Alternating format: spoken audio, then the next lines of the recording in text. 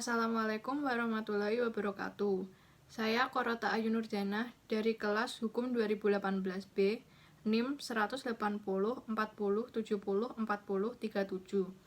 Di sini saya akan mereview sebuah jurnal yang berjudul Security and the Law of the Sea in East Asia, Navigational Regime and Exclusive Economic Zone, yang berarti Keamanan dan Hukum Laut di Asia Timur mengenai regulasi navigasi zona ekonomi eksklusif, yang ditulis oleh Sam Bateman. Jurnal ini diterbitkan pada tahun 2005 dengan jumlah 20 halaman. Dalam review jurnal kali ini, saya akan membagi menjadi 3 bagian, yaitu yang pertama, pendahuluan, substansi, di mana substansi terdiri dari dampak positif, dampak negatif, urgensi, dan kritik. Dan yang terakhir yaitu penutup. Dalam review jurnal kali ini, yang pertama kali akan saya bahas yaitu pendahuluan dari review jurnal yang saya buat dengan jurnal yang berjudul Keamanan dan Hukum Laut di Asia Timur mengenai regulasi navigasi dan zona ekonomi eksklusif.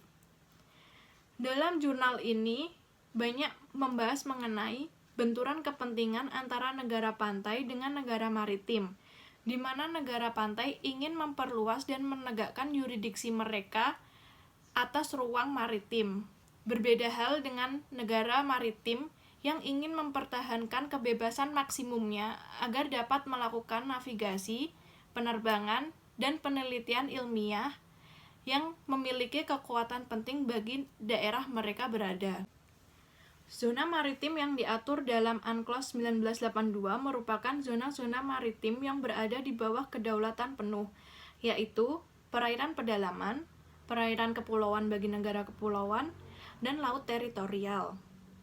Jurnal kali ini juga membahas mengenai rezim navigasi, di mana rezim navigasi telah diatur dalam UNCLOS 1982 yang di dalamnya mengidentifikasikan mengenai 3 rezim navigasi, yaitu bagian yang tidak bersalah berlaku untuk laut teritorial dan perairan kepulauan.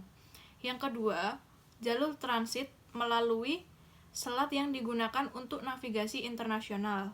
Yang ketiga, lintas kepulauan melewati perairan kepulauan.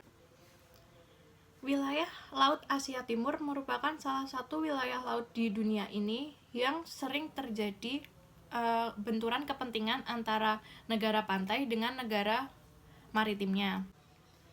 Hal ini sering terjadi disebabkan karena kurangnya penerapan rezim navigasi dan interpretasi hak dan kewajiban di zona ekonomi eksklusif. Ini juga merupakan konsekuensi dari geografi maritim di Asia Timur sendiri, karena dapat kita lihat rantai lautannya yaitu sepanjang pantai Asia Timur dan rantai kepulauan lepasnya yang membentang dari Jepang sampai Taiwan dan Filipina ke Indonesia. Dari wilayah maritim atau geografi maritim dari wilayah laut di kawasan Asia Timur tersebut berarti banyak terjadi titik tersedak atau kesalahan untuk pengiriman dan klaim yang bertentangan dengan yurisdiksi maritim, serta terdapat banyak masalah besar yang membatasi batas laut tersebut. Hal itu juga dapat menopang atau mengangkat kecenderungan sebagian besar negara-negara regional untuk mengarahkan negara pantai untuk memaksimumkan yurisdiksinya atas perairan tersebut. Dalam hal ini, wilayah laut di kawasan Asia Timur sering mendapatkan fokus atau perhatian lebih dari global atau dunia terkait mengenai perselisihan laut yang sering terjadi. Di antaranya yaitu karena ketidaksepakatan antara wilayah yang berada di laut Asia Timur tersebut mengenai kebebasan navigasi dan penerbangan berlebih termasuk di ZEE, dan banyak membahas mengenai insiden-insiden baru atau masalah-masalah baru yang terjadi di kawasan Laut Asia Timur tersebut. Bagian yang selanjutnya yaitu bagian substansi, di mana dalam substansi yang pertama terdapat membahas mengenai dampak positif. Dari dampak positif ini, hal positif yang dapat saya ambil dari review jurnal yang saya buat ini dari jurnal yang berjudul Keamanan dan Hukum Laut di Asia Timur mengenai regulasi navigasi dan zona ekonomi eksklusif, di mana permasalahan di dalamnya yaitu mengenai benturan kepentingan antara dua sisi, yaitu negara pantai dengan negara maritim.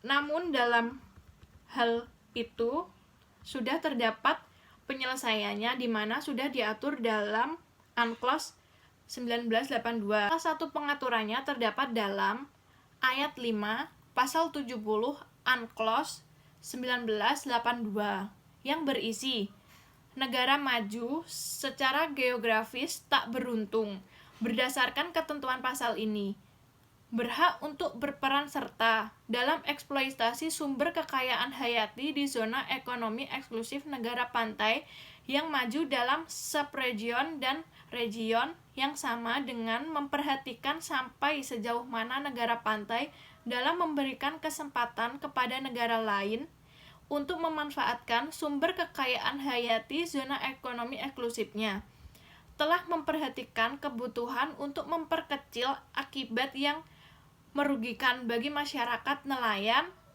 dan dislokasi ekonomi di negara yang warga negaranya telah bisa menangkap ikan di zona tersebut.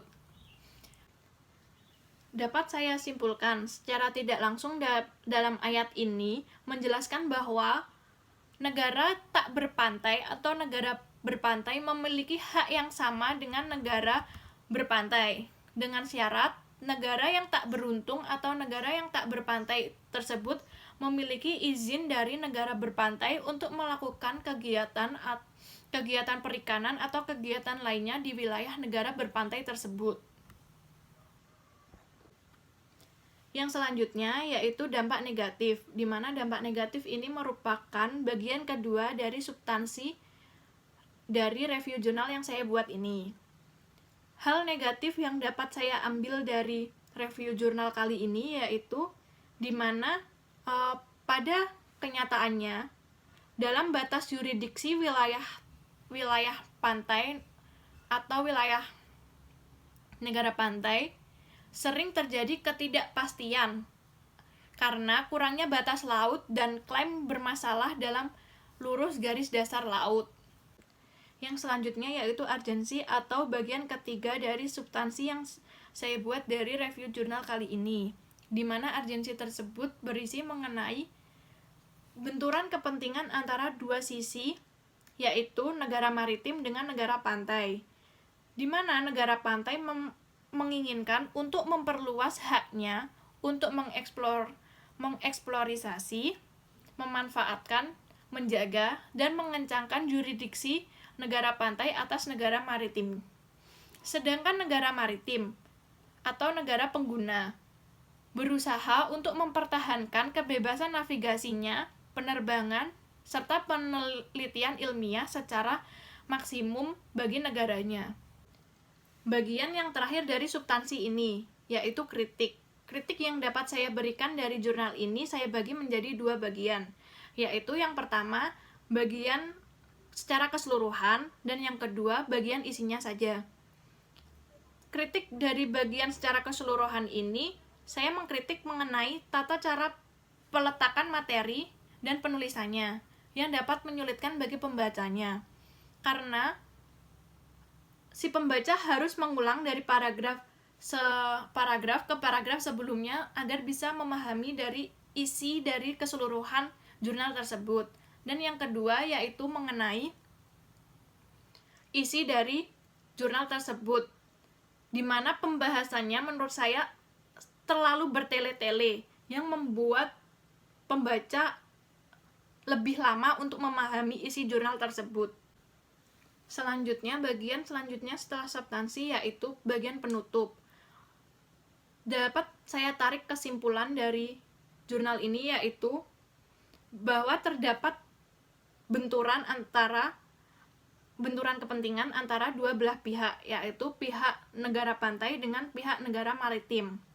Namun, dalam permasalahan ini sesungguhnya sudah diatur dalam UNCLOS 1982, di mana negara tak berpantai atau negara tak beruntung memiliki hak yang sama dengan negara pantai, dengan syarat negara tersebut memberikan izin kepada negara tak beruntung tersebut untuk memiliki hak yang sama dengan negara pantai tersebut.